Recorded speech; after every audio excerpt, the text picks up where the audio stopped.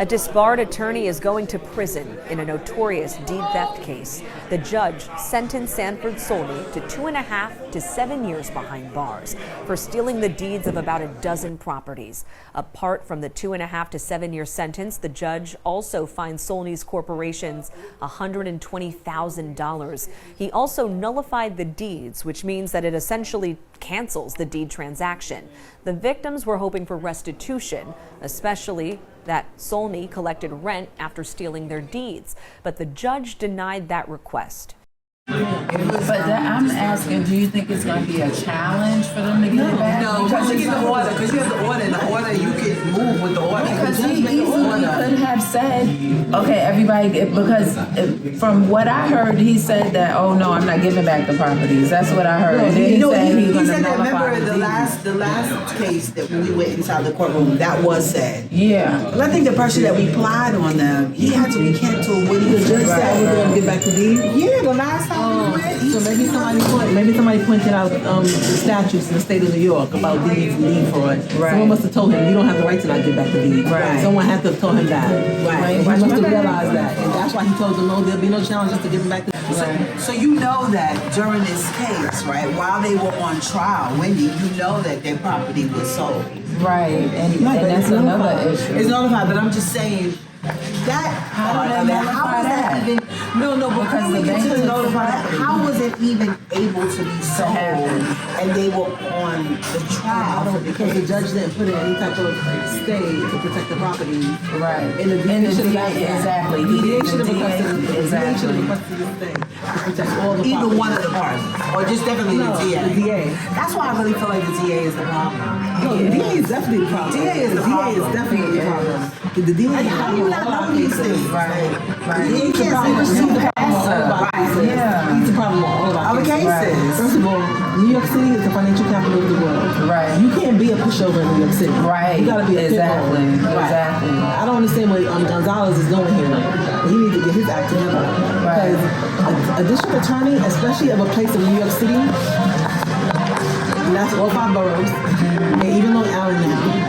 A district attorney for New York has to be a go-getter. Why? He has to be setting precedent. Right. This is a city that requires precedent. Right. It requires it.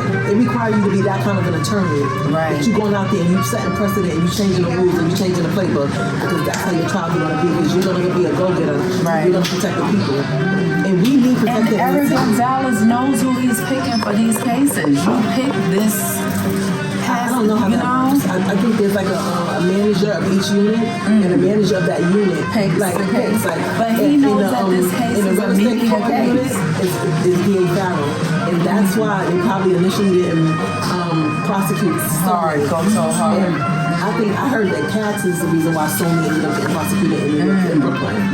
That's what I heard. Right, it was Queens. Right. It wasn't It wasn't Brooklyn. It's Right. not Brooklyn in anything. Right. When we look at the cases in the deep theft, Brooklyn is 0. Right. It's Manhattan and it's Queens. It's Newark, even Newark. Right. Everywhere else but Brooklyn. And this is why we have to get them. Right, because Brad is a pit bull. Yeah. Listen, I put on my paper.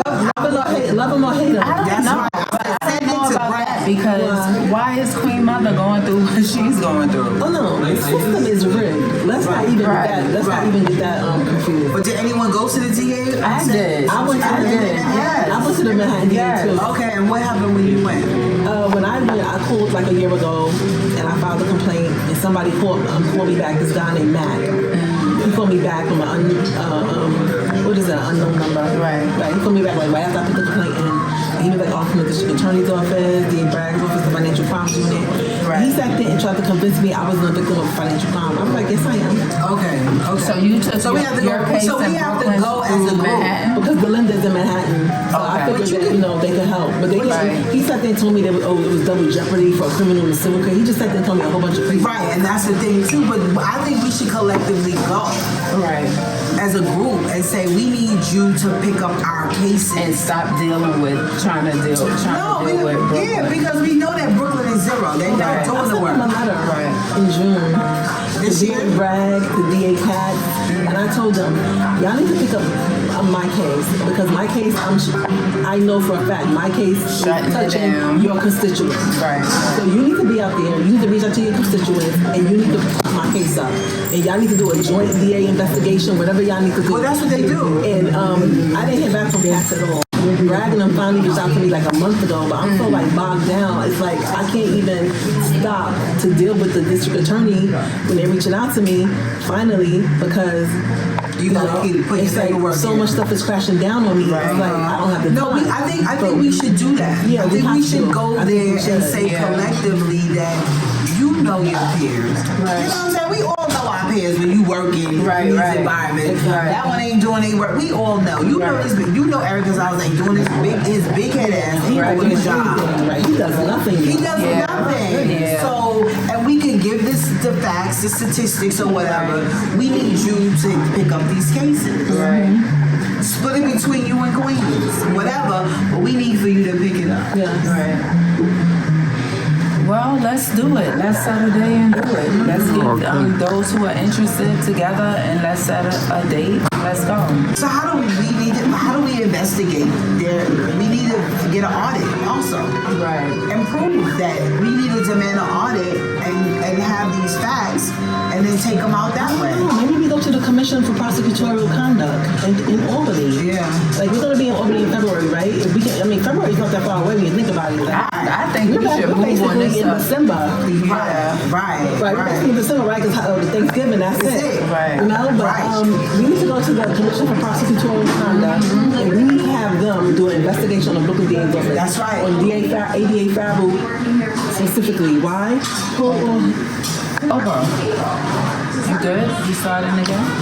Talk. Now we have to go. So while we're they need to go to the commission if we can't get there before. And we go to the commission. There needs to be an investigation into Brooklyn DA's office. That's right. Specifically ADA Farrell. All the complaints that have come into them. That's right. All the complaints. See how many have been investigated. See how many have been followed. And like me, in my email, like, you know, it's not that what happened to me. I mean, what happened to me was egregious. It was crazy. It was incredible fraud. But the thing in my case that makes it an optimal case to push is that everyone, because of how I've been fighting and filing and everything is proper, they're so reckless with me.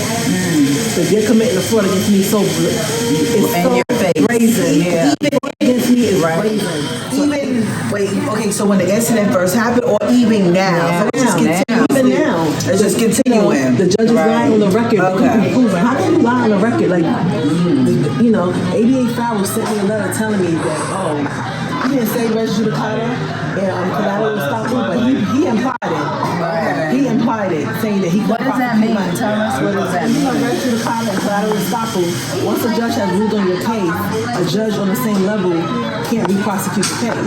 You can only go up. You can't go sideways. Right. All the judges are on the same level. Right. So you can't have, like, let's say, you can't have Judge McHale hear your case and then he rules one way. You're like, oh, I'm gonna go, and then you get Judge Shears. Right. You can't do that. Judge Shears can't overrule Judge McHale, and Judge McHale can't overrule Judge Shears. They're all on the same level. So you have to go up from the appellate court to the court of Right. appeal. Like my case, I should have appealed the cases. I didn't. I would just put in different indexes. That's what you were telling me about his. That's why you keep pushing to go up. Right, you need to Got go up. it. But it's also like in a criminal case, when you arrest somebody, they've been tried, whether they're convicted or not, you know, if they're found innocent or not guilty, once that verdict is in, you can't re-prosecute that same case. That's done. Right. That's why when someone who's guilty is found innocent, it's a bad thing. So that's what he's implying. And criminal and civil don't overcause. So how are you using a civil verdict to not prosecute my case? Right. You understand? And that's what Farrell, and he says that in that email to me. You know, So you can use that. Yeah, we need to use that with the prosecution, with the commission. Right. Look what he's doing. Right.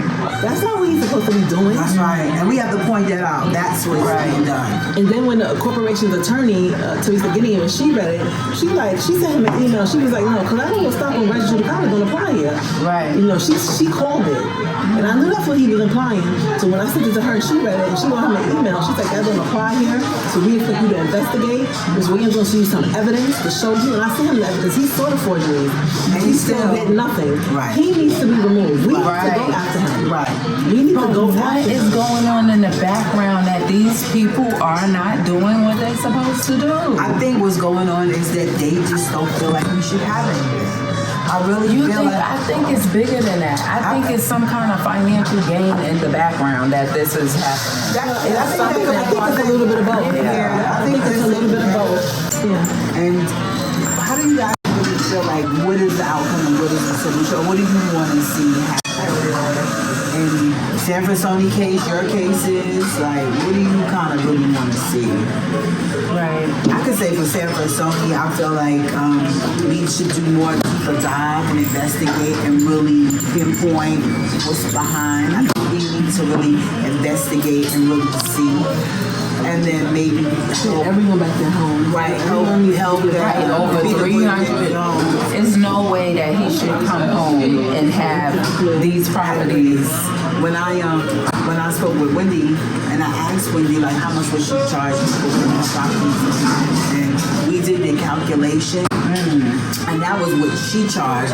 It equals up to over $1 million for the 12 or 13 years that he's had her property. Wow. So that's just one building. Right. So the fact that the fact that what was it? The DA was asking. Yeah, that restitution was nothing. You know what? But I'm just saying that was nothing. That's the number. I was like, yeah. What is that gonna do? I found that hard to believe. Wait, that's what he was saying for them to get? No, he said like all of the victims for the 11 properties, the 500. the loss of the income that Solny stole was $500,000. That's a I thought joke. that was very low for Yes, the property very low. in Brooklyn. I didn't think that was crazy, crazy low. So does that mean he's gonna give them the No, he said he was wants gonna to give it. restitution. But my thing is that's But alarming. they The thing is, like, what would you think his reason for not? Like, Oh, what he would said because the properties were in foreclosure, the condition, and which was none of his business to begin with. Right. So with the fact that he was collecting rent, so it's like okay, all these things you're saying, but he was collecting rents for their thing. Exactly. You're making money. Right. It's a foreclosure. It's how you all right. these things. That's what I'm saying. You're right. But he's making money off of it. Right. His wife is back here crying, getting rich. Oh yeah, I was like, Off oh, of- when she started crying, like we should start crying too. Oh, 'Cause we're gosh. victims. I was like, can somebody remove her? Well, they said that the officers were telling her to stop doing that. In the article, they said the officers I told read her that, to and calm I didn't down. hear that. I didn't hear Because you it can't at cry. all. When you're in a trial, no one can start crying because that's a Really? And they didn't say anything. I didn't hear them say anything. Jury, they see someone crying. No one's supposed. They're supposed to actually leave when you cry. Right. You have to leave. You can't be in the courtroom crying. I was like, this is nuts. I'm just saying. Yeah. It was When you crazy. think about it, a woman crying, I'm like, oh my God, she's crying. It was horrible. I felt like they were the court officers were trying to not be unfair, but I think But they knew were it. unfair. Well, Because there's no way, like, did you say how many of them? It was like, come on It now. wasn't necessary on his part. I thought that But was that's And then not- they were coming out like, oh no, this one, come, not them, but I don't know if that was the wife or whoever, like some people from their community would come out and pick certain people that they want to come in, and they would let them in. We're standing here waiting. No, how do you get to pick Well, they who to picked you come guys, not in? you guys in, right? Eventually. Because before y'all came, they was like, y'all weren't getting in. That's why That's I what picked they Sean said. Thompson. were you in? Because we were there the first, so you were able to go in with no Yeah, problem. because they stayed. We had an emergency that we had to leave to go with the same nonsense. She was like, they was like, well, y'all might want to move in here and be closer with y'all group. Because there was like a bench in front of us that we didn't come out. And we were like, okay, no, I'm staying here. And they was like, okay, because we're going to let them in and they're going to fill all the remaining seats. Oh wow! So that's what they said. So they already had that She was like, in. oh, but we have other people to come. They said, yeah, but it's first come, first serve. Wow. So, and then next thing you know, they were letting you guys come in for like 1.5. We had to literally So somebody call the must have DA, told them, and be he was fair. like, okay. like the passive he is. He was like, okay, 6 of them. Like really? No, But we're that- all going in. But that shows too the bias behavior. Yeah. That was definitely because they knew they were present, they were able to have signs, and they told us like How about the fact that I don't remember the name of the group that called Evangeline. and said that the DA's office was calling around, okay? Calling these groups to have them come into this. Yes. Yeah. Yes. Why would the district attorney Yeah. support for the defendant? Yeah. Exactly. That's crazy. Yes. That means the DA doesn't respect us as victims. Right. That's definitely it. They don't respect the victims. Yeah, they knew nothing about this until they received that call from the DA's department. Yeah, they are victims. That's that is exactly it. That's what they do. It's tragic. Yeah, it was hard. It is tragic. It is tragic because he rendered a verdict. He found him guilty. He sentenced them, and it's tragic because it is BS. Right. He could do much more. He did the least amount of harm he could. Right. And tried to disguise it as justice.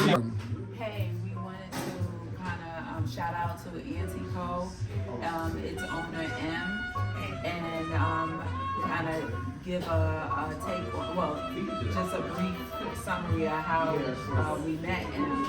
She came to our rescue at one of our members' properties, 168 Patchen Street, that is being criminally violated by criminals.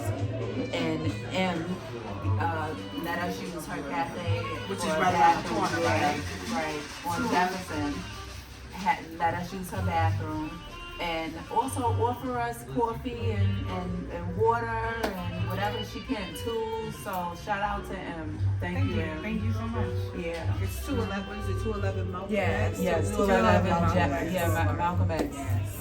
Yeah, we opened a spot. You know, we have to take up spaces in order to have spaces for us to convene and for people to feel safe. So Right. this will forever, as long as we're open, be a safe space for everyone. And whatever we can do to like lend anything that any resource we have to this community. You know, our objective for being here is not to change Bed-Stuy, it's to be a part of Bed-Stuy and keep it the way that it is. And to do that, we have to take up space. So I also encourage anybody who has a dream to have a shop, to do anything, to do it. Do it. Get the space. Pay, like, do whatever you can to get those spaces to keep this neighborhood the way that it is.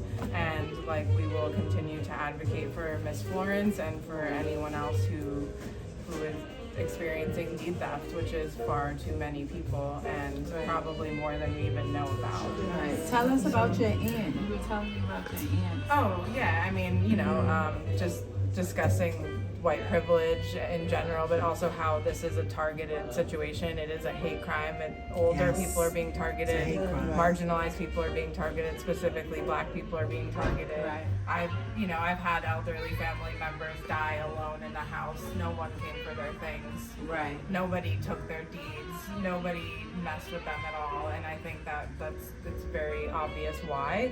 And I want everyone to know about this. It's unfair, and it's specifically a way to keep people down, and I'm not going to stand for it. And I know that, you said that I came to your rescue. I did not rescue anyone. These women are the strongest people that I've ever met. Like, I just showed up at the last minute and offered a bathroom. Like, these are the people, like, listen to them. Like, aid the people that are already on the ground doing the work. You don't need to make up extra work. You don't need to go above and beyond. You don't need to stay on Instagram all day or rack your brain about how you don't need to make anything up. Everything exists. Ask people what to do. Ask your community what to do. Yes. And go from there. Oh, we appreciate that. Yes, we really do. Thank you so much. Thanks, y'all. Okay.